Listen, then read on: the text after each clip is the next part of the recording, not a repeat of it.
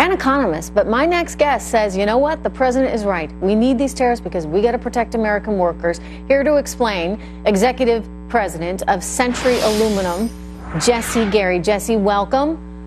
You were at the meeting there with the president last week, I understand? I sure was, and I can tell you, Trish, it was a very humbling experience to be there with him.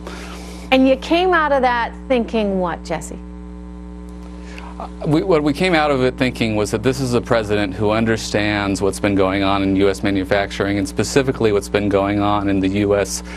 Steel and aluminum industries.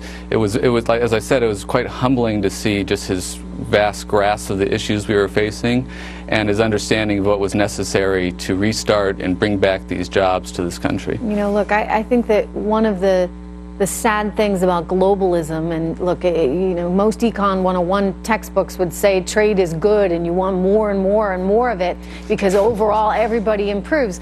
The problem is, I guess those with capital in this environment have improved dramatically. Those without capital, meaning American workers, the people that are actually doing the jobs in the factories, they haven't benefited from globalism.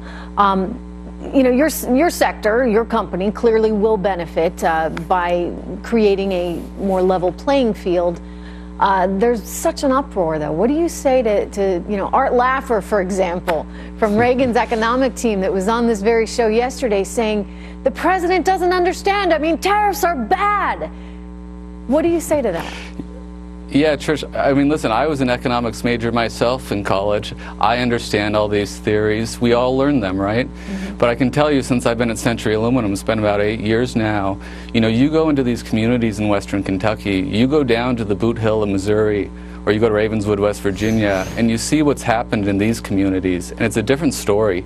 These communities have been left behind, and these sorts of jobs that our smelters provide them with a living wage that allows them to have a family and support a family and have success.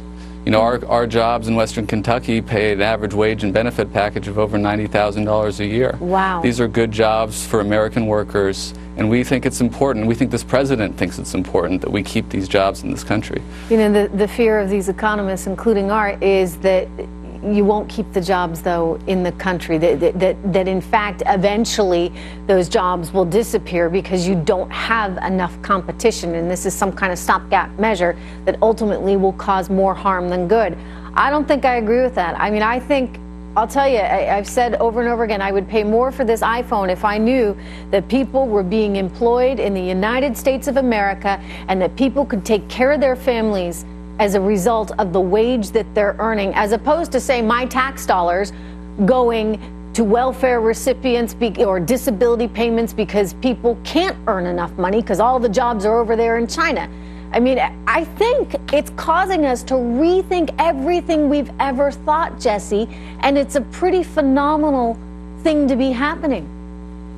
I think you've got it just right, Trish. I mean, let me just tell you, we can compete in a fairly traded market.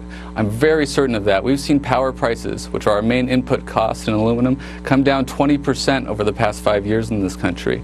We can compete in a fairly traded market, and as a demonstration of that, we've already committed to the president that once the ink is dry on this order, we're going to reinvest in western Kentucky. We're going to restart the last high-purity aluminum, military-grade aluminum plant in this country.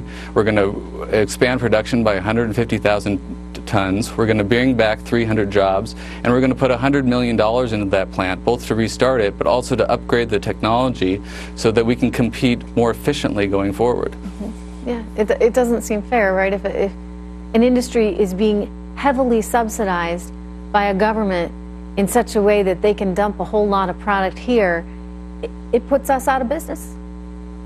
You see it in the aluminum space, Trish. You see it throughout the world. State ownership is prevalent in the aluminum industry, whether it's in China, whether it's in India, whether it's in the Middle East. And these countries leave our own producers here at home as the bleeding edge when they subsidize their product and bring it into our markets.